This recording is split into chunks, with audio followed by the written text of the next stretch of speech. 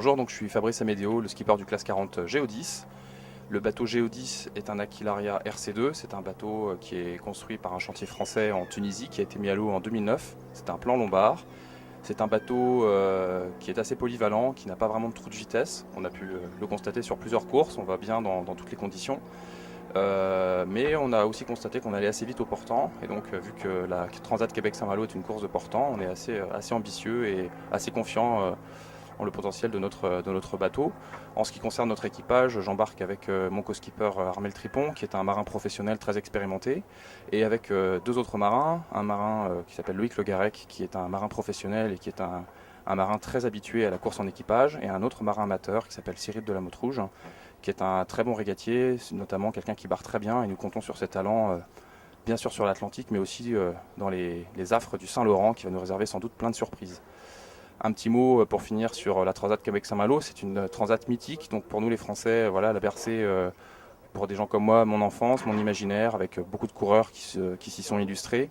Et puis c'est un parcours mythique et difficile avec la descente du Saint-Laurent, puis la Transat.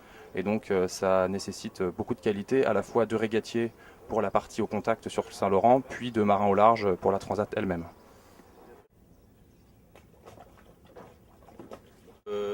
Je participe à Transat Québec-Saint-Malo sur le bateau numéro 83.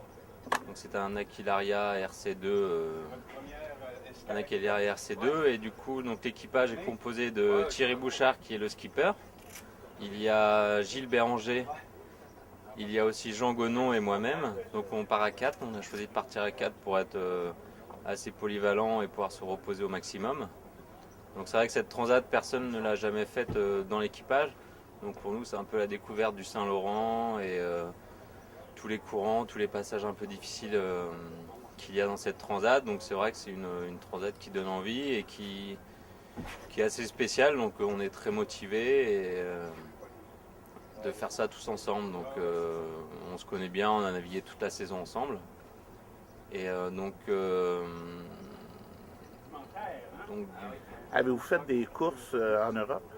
Ouais, cet hiver, on s'est entraîné un peu ensemble. On a fait quelques petites courses locales en Bretagne de la classe 40 qui nous ont permis de mieux nous connaître et mieux naviguer ensemble. On a aussi fait le convoyage en équipage de France jusqu'aux Açores pour se qualifier d'une part et puis continuer à mieux se connaître, à apprendre à bien connaître le bateau, toutes les petites ficelles de réglage. Et du coup, on pense qu'on a un équipage quand même assez polyvalent, assez performant. Donc on espère bien naviguer et briller tous ensemble. Et donc du coup, notre bateau est assez polyvalent et très performant dans le petit temps et dans le vent assez fort. Donc on a un petit trou peut-être dans du vent médium. Mais dans l'ensemble, on est quand même dans les bons bateaux et on espère soit accrocher la première place, soit au moins bien figurer sur le podium ou dans le top 5. Quoi. Qu'est-ce qu'il faut s'attendre pour le départ de demain? Demain, on a regardé un petit peu, c'est vrai que ça n'a pas l'air facile tout le Saint-Laurent, avec le courant, le peu de vent. Donc on va voir un peu comment ça se passe, les effets par rapport aux îles. Donc il va falloir être très vigilant. Et donc c'est vrai qu'on s'attend à une course assez difficile au début, au moins la première semaine, en termes de fatigue. Donc c'est vrai qu'il va falloir bien boire, bien se nourrir, pour vraiment être au maximum de nos compétences. Quoi. Merci.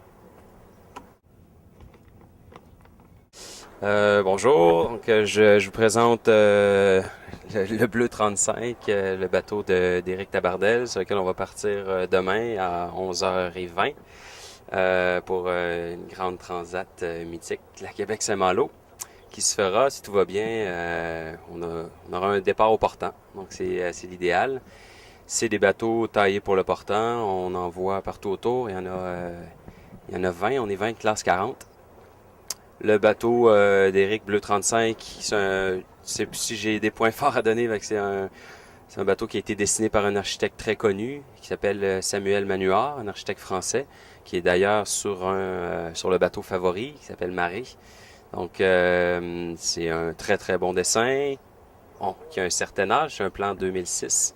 Donc on voit que les nouveaux bateaux sont un petit peu plus extrêmes, un bouchin évolutif, plus de puissance. Mais on a quand même un bateau qui est au maximum du moment de redressement. Un bateau rapide léger. On fait tout ce qu'on peut pour l'alléger au maximum parce que c'est très très important, surtout dans certaines conditions là où au portant on veut pas être alourdi pour rien. Voilà, donc des belles conditions demain. Des bonnes conditions parce qu'on veut pas partir avec trop de vent, avec 20 classes 40 autour. On veut jamais des moments où on pourrait risquer de rentrer en collision avec un autre bateau de course. Quand il y a moins de vent, il y a toujours des risques, mais c'est moins extrême, donc ça permet de rentrer dans la course un peu plus facilement. Et disons qu'on l'apprécie parce qu'on a été pas mal stressé les derniers jours pour mêler un projet, dossier de dernière minute, donc ça c'est bien parti pour nous.